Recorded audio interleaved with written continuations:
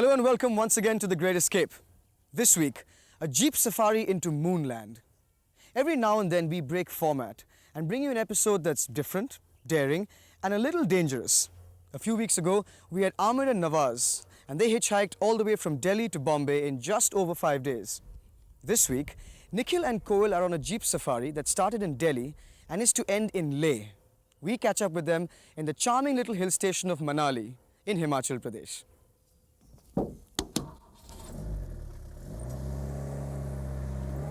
According to a trekking book on Himachal written many years ago, Manali is, and I quote, a showpiece of nature with unspoiled scenic beauty, end quote. That was many years ago. Today it's a showpiece of bad town planning and unregulated growth.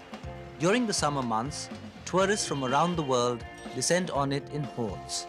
That's when it begins to resemble any other crowded little town in North India. But we're not here on holiday. In a few minutes, we're going to take on the second highest motorable road in the world. Should you ever decide to do this, it might help you remember that you can never be too prepared. So, apart from a four-wheel drive vehicle, plenty of warm clothing, you're going to need lots of water, extra fuel, tents to camp out, lots and lots of spares, a shovel to dig you out of trouble, and there could be snow up there, a rope to pull you out of trouble in case your vehicle breaks down. We are carrying a secret weapon, antifreeze, because diesel, when it gets very cold, tends to freeze. And of course, you're going to need someone to help you with the packing.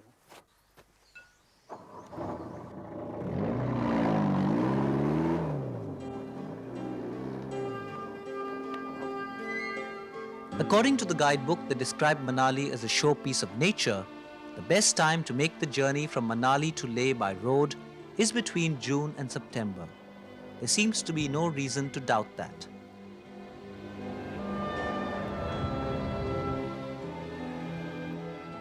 The high passes over which the road winds are snowbound during the rest of the year.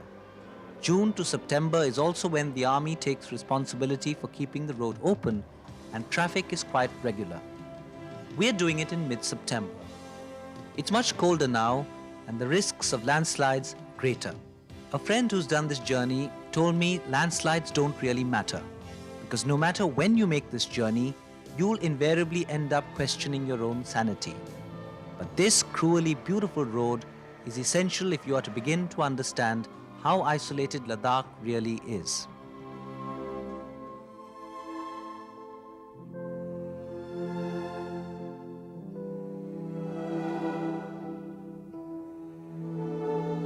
After the Chinese occupation of Tibet, Ladakh is seen as the last outpost of Tibetan civilization and seems to exist in another time, with quaint monasteries clinging to craggy mountain faces, ruined palaces perched on hilltops, and valleys where brilliant patches of green spring up from grey barren rock.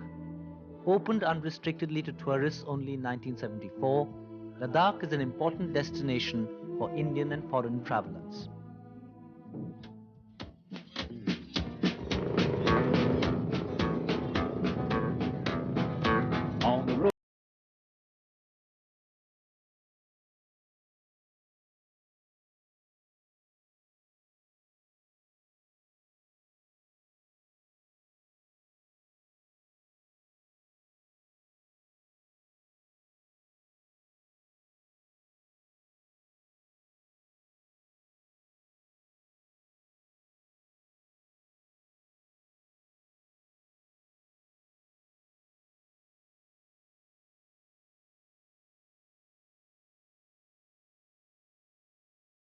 Kilometers up the road from Manali at a height of 13,500 feet lies the Rohtang Pass.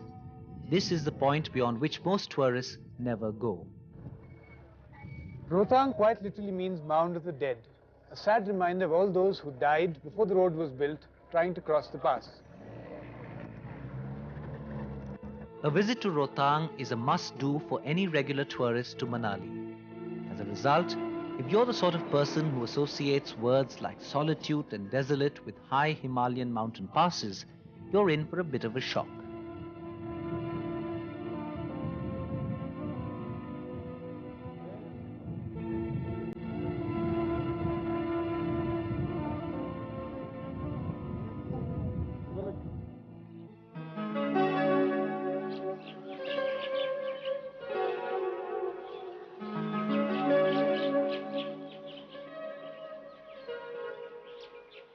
If it's solitude you're looking for, try Tandi.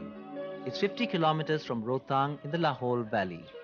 This is where the Chanda and Baga rivers meet, and the mighty Chenab that eventually flows into Pakistan is born.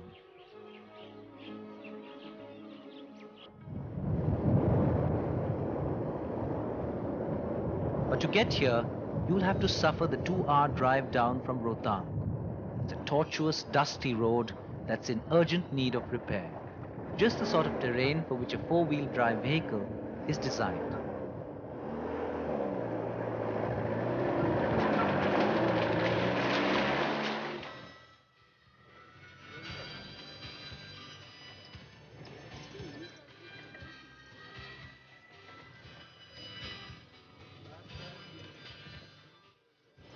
The district of Lahore and Spiti is Himachal's largest district.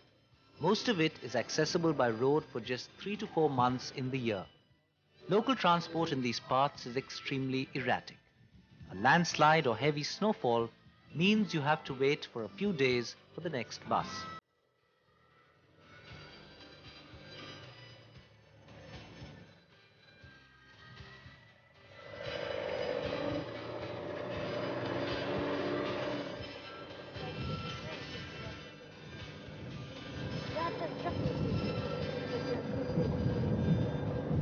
सब ऊपर बैठ जाते हैं. Always wanted to drive a school bus.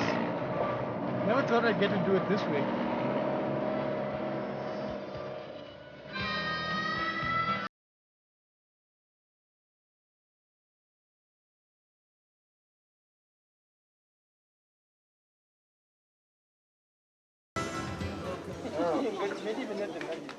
Kelong is the capital of the district of Lahore and Spiti. It's a little town with a few score houses. Yet, by Lahori standards, it's densely populated.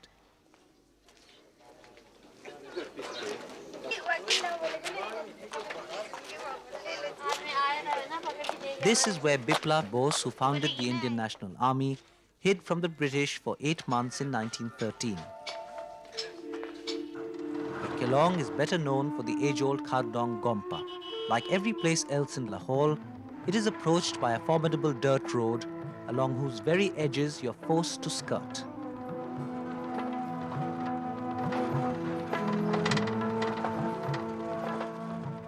In Khardong, monks and nuns of the red-capped Buddhist sect live, meditate, and can even marry. Incidentally, Khardong is the oldest monastery in Lahore.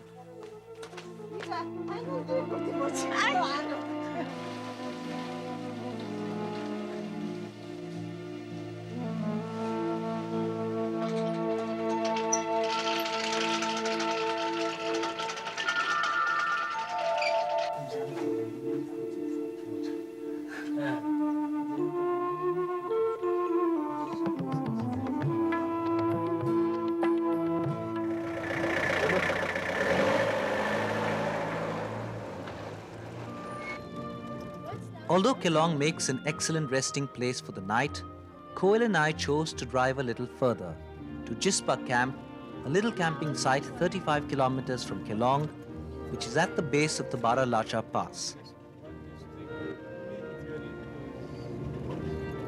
To the uninitiated, mountain roads can be scary at night. But if you're willing to take the risk, it's an experience you'll never forget. Wow. Early morning is when you can really feel the cold and muscles that ache. Having spent most of yesterday in the jeep, it took some time to get used to the fact that the sleeping bag wasn't swaying from side to side or rattling. Sir, थोड़ा गर्म पानी मिलेगा? Thank you.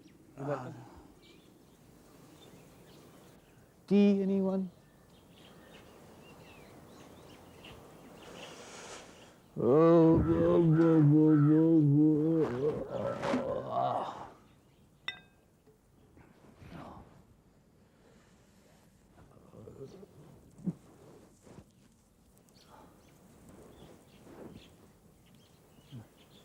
By motorbike? All the way to Leh on motorbike. Motorbikes, yeah. And- They enjoy very well on motorbikes. I know, they look like they're having a great time. Yes.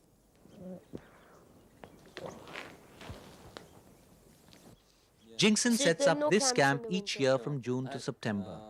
Although the closed in tents aren't too end of comfortable, September. the staff is Just for extremely 3 months. friendly. And it snows At peak here, where do season, you which go? is roughly towards the end of July, it's almost So you impossible to only come find up an for the empty season. tent. Hi. But we are here in the off-season, and things are Slept pretty well? relaxed.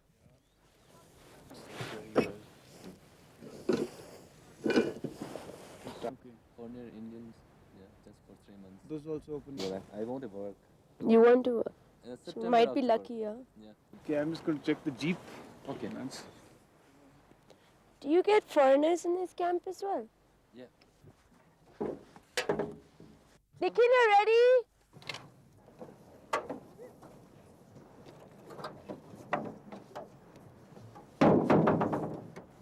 Right, Nikhil, what am I looking for? Not looking for nothing.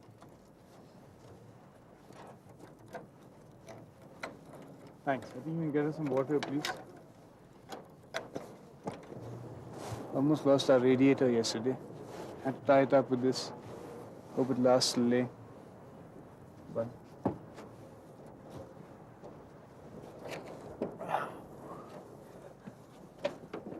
You don't think this is slightly unfair, Nikhil? You're the one who should be pushing.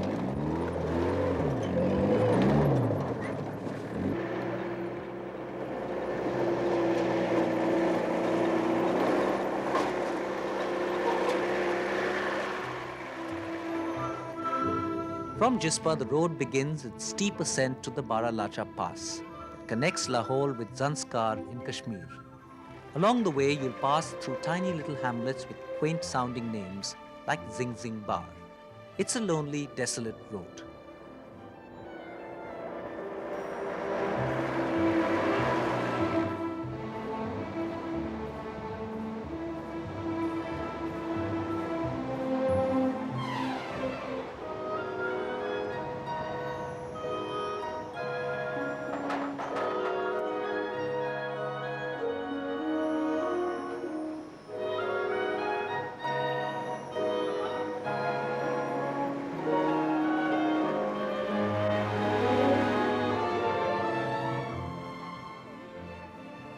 The only help that's available for the next 100-odd kilometers is at this little army station.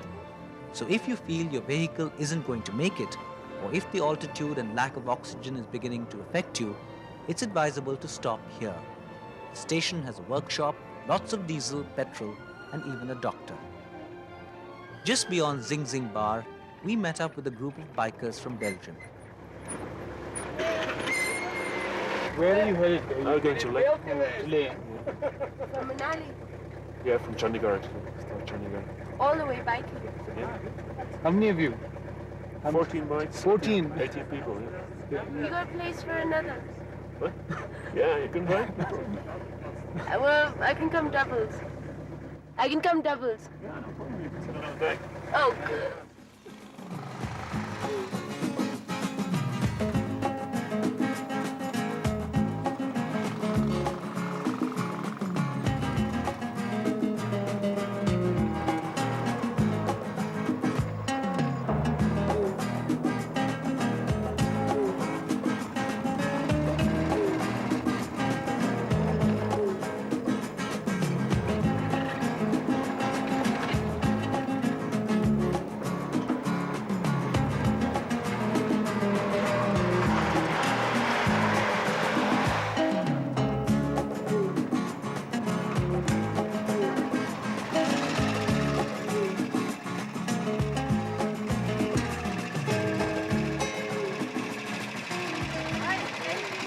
Bye, have a good trip. Hello, Nikhil.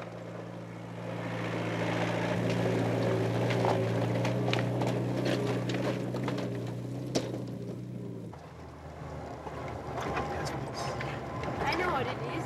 Those motorbike people have inspired you. You're feeling that you're not adventurous enough, so you have to do these things. At a height of over 15,000 feet, Baralacha, identified by the Suraj Tal lakes that lies below it, is only the third highest pass on this road. Yet it's probably the most scenic.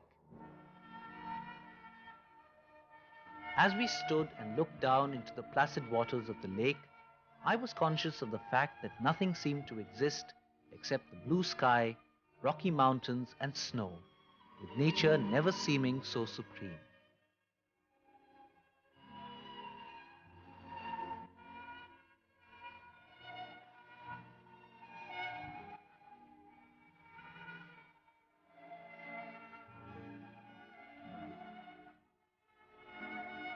In fact, if you're ever in Ladakh, you will realize that nature seems to have defined life itself.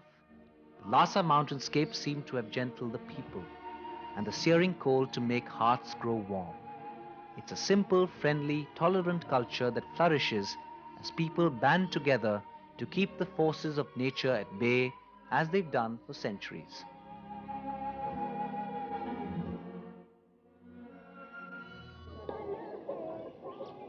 Set against a majestic mountain landscape, Pang makes for a fabulous camping site. Except that at a height of over 15,000 feet, you're likely to suffer from altitude sickness if you stay too long. We camped here last night. This morning we discovered that the air had been let out from both our front tires for some bizarre reason. One of the tires we replaced with the spare we were carrying. The other we've sent to a nearby army camp for refilling with a helpful truck driver. We promised to be back within an hour.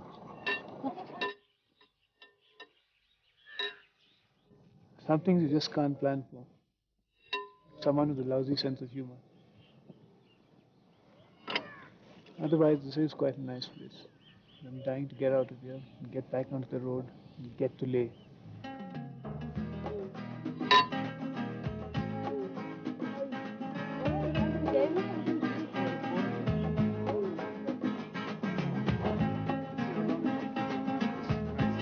Should I just die? Why don't you just poison me?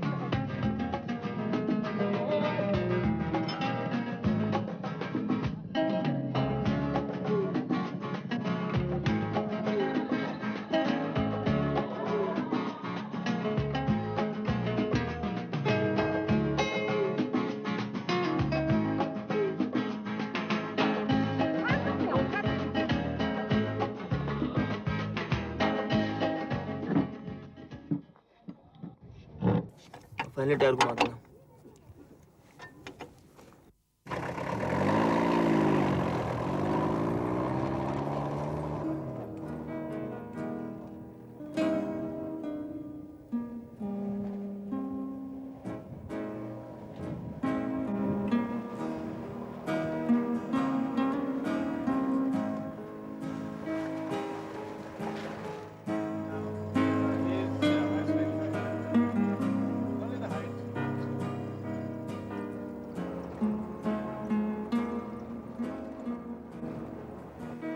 At an average height of over 10,000 feet, the Moor Plains are said to be the highest plains in the world.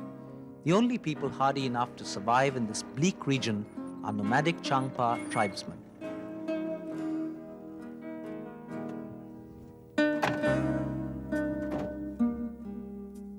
आप लोग यहीं पे रहते हैं? हाँ, पर हमेशा? हमेशा नहीं है मतलब है? एक महीना 2 महीना इस तरह पे करते क्या हो? हाँ? करते क्या हो? करती बक्का बिड़ू पलती घोड़े घोड़े भी रखते या पता है ये You're spoiling them.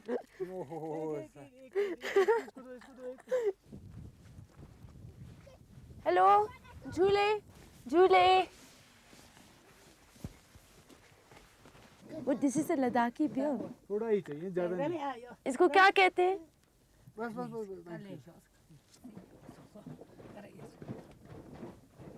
This thing, ये sheep का है ना?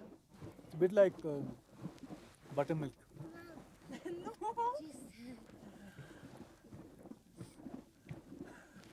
It's nice. Right? Very You like nice. it? Really? No, you can have it.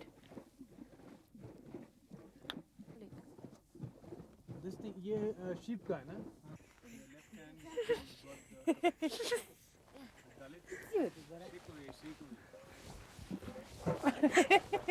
It doesn't make the same noise when she does it as when I do it. 130 kilometers to Leh, and time to take on the Thang Lang La. At 17,500 feet, It's the second highest motorable pass in the world. The ascent will make your stomach churn, your head hurt, and your spirit waver. Still, if you've got this far, you can take consolation in the fact that after this, it's downhill all the way to Leh.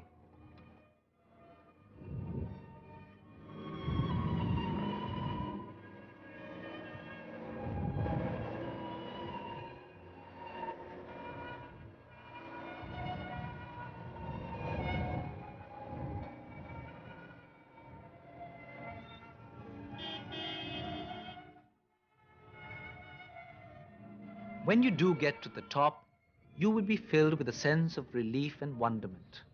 Suddenly, the inconvenience of days spent on the road, the biting cold, bad food, and uncomfortable little tents to sleep in will all be things of the past. The views from here are superlative. In fact, it's quite like standing on top of the world. Down below lies the moonland of many passes, Ladakh. But then, that's another story.